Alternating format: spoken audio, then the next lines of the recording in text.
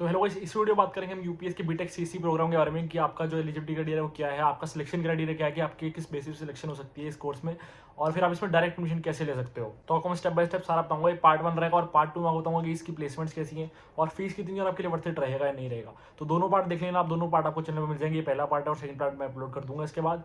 तो पहले पार्ट में बात करते हैं हम एलिजिबिलिटी क्राइटेरिया की। तो आपके मिनिमम 50% मार्क्स होने चाहिए आपके 10th क्लास और 12th क्लास में, दोनों में आपके मिनिमम 50% मार्क्स होने चाहिए। आपके बोर्ड्स की क्लासेस हैं तो मिनिमम 50% मार्क्स होने चाहिए। और साथ ही ज़्यादा 12th में आपकी जो फिजिक्स केमिस्ट्री मैथ्स है उन सब सब्जेक्ट्स में भी 50% मार्क्स होने चाहिए। अगर 100 में से है तो आपका 50 होने चाहिए उन सब में मिनिमम, तो ही आपका जो एडमिशन प्रोसेस है वो आगे शुरू होगा। अब बात करते हैं सिलेक्शन क्राइटेरिया की। तो आपका अगर आपने एंट्रेंस एग्जाम दिया है जेई का, या फिर आपने सैट दिया है, या फिर सीयूटी दिया है, या और भी कोई नेशनल लेवल टेस्ट है वो दिया, तो उसकी वजह से आपका सिलेक्शन हो सकता है।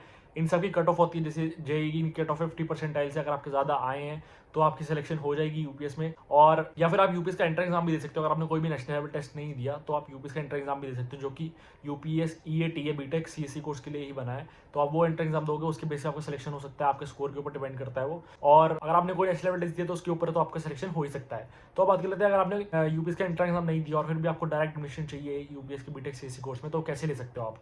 तो आपको डिस्क्रिप्शन में व्हाट्सएप लिंक दीजिएगा। आप जैसे ही उसे लिंक पे क्लिक करोगे आपकी व्हाट्सएप ओपन हो जाएगी। आप उस चैट में पूछ सकते हो क्या क्या पूरा प्रोसेस है डायरेक्ट एडमिशन का, वो आपको प्रॉपर्ली पूरा गाइड कर देंगे और आपको आपकी डायरेक्ट एडमिशन भी करवा देंगे। और अगर किसी को चैट नहीं करनी तो आप उसी व्हाट्सएप चैट वाले नंबर पे कॉल करके उनसे पूरा प्रोसेस पूछ सकते हो, तब भी आपको प्रॉपर्ली गाइड कर देंगे और आपकी डायरेक्ट एडमिशन करवा देंगे। और इसे कॉल या चैट नहीं करनी तो मैंने गूगल फॉर्म का लिंक भी दे रखा है डिस्क्रिप्शन में। आप जैसे ही उस फॉर्म को फिल करोगे यूपीएस की टीम से थोड़ी देर में कनेक्ट कर लेगी और प्रॉपर्ली पूरा प्रोसेस समझा देगी डायरेक्ट एडमिशन का।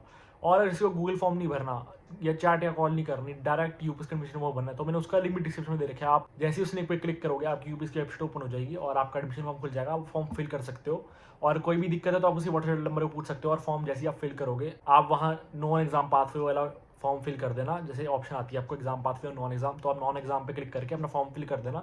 तो यूपीएस के काउंसलर आपको थोड़ी देर कनेक्ट कर लेगा और प्रॉपर्ली आपसे डिटेल्स ले लेगा, जो भी नॉन एग्जाम की वो डिटेल्स लेते हैं, और फिर आपकी डायरेक्ट एडमिशन हो जाएगी। अगर आपने यूपीएस का एंट्रेंस एग्जाम नहीं दिया तो भी हो जाएगी। तो ये पूरा तीनों चीजें मैंने बता दी। एलिजिबिलिटी क्राइटेरिया हो गया, आपका सिलेक्शन क्राइटेरिया हो गया, और आपका डायरेक्ट एडमिशन का प्रोसेस हो गया। तो डायरेक्ट एडमिशन आपकी अगर आप लेंगे तो बहुत ये हेल्प करेगी आपको, लिंक्स बहुत ज्यादा हेल्प करेंगे। तो डिस्क्रिप्शन सारे लिंक्स आप चेकआउट कर लेना और अपनी डायरेक्ट एडमिशन करवा लेना।